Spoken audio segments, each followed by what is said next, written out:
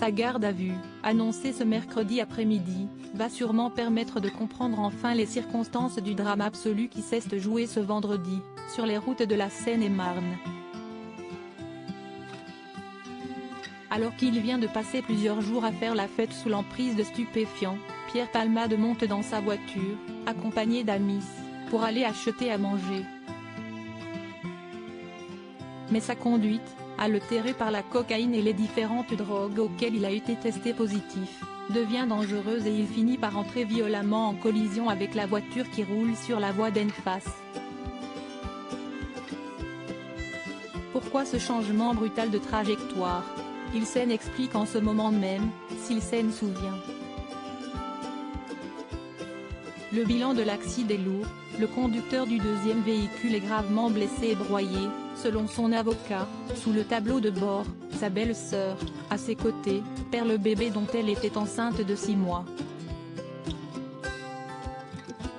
Le petit garçon à l'arrière, quant à lui, serait défiguré et toujours dans le coma. Le comédien, quant à lui, est victime de plusieurs fractures et transporté à l'hôpital du Kremlin-Bicêtre. Sur place, prévenus rapidement, des amis fidèles, toujours là pour lui, Muriel Robin et Anne Le Nen. Toutes deux ont craint pour sa vie selon le nouveau numéro de Paris Match ce jeudi, qui raconte leur arrivée aux urgences dès le vendredi soir. À ce moment-là, les deux femmes ne savent pas encore ce qu'il s'est passé. Il faut dire que les deux comédiennes sont particulièrement proches de Pierre Palmade. Muriel Robin le connaît depuis plus de 30 ans et leur début avec le metteur en scène Roger Louret, décédé il y a quelques jours. Tous les deux ont souvent collaboré ensemble au théâtre et elle connaît parfaitement bien les travers et les délires du comédien. Muriel a toujours été là pour son Pierrot, capable de lui passer un savon dans les moments sombres, sachant aussi la qualité de son travail, précise nos confrères. Je pleurais parfois sur place, Muriel et Anne aperçoivent la famille à côté et vacille, bouleversée par le malheur et l'incompréhension. Et si leur Pierre était responsable d'un drame? Narre par la suite Paris Match. Malheureusement, la suite leur donnera raison. Pour le moment, aucune n'a fait de commentaires publics, mais la période est dure pour Muriel Robin, déjà touchée par la mort de son frère Roger Louret il y a quelques semaines.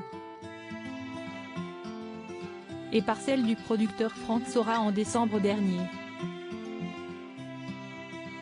D'ailleurs c'est elle qui aurait fait replonger Pierre Palmade dans ses addictions, toujours selon nos confrères, il a mal vécu la disparition brutale de son ami.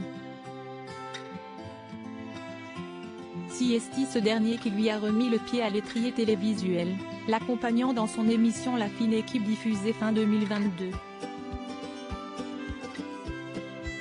Franck Sora s'est éteint brutalement le 8 décembre, d'un infarctus foudroyant. Il avait 55 ans, l'âge de Pierre Palmade. Ou presque. Une perte difficile, malgré le soutien de plusieurs amis.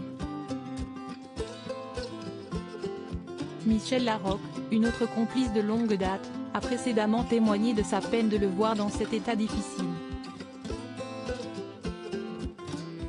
Quand Pierre arrivait sur scène, je voyais très vite dans quel état il était.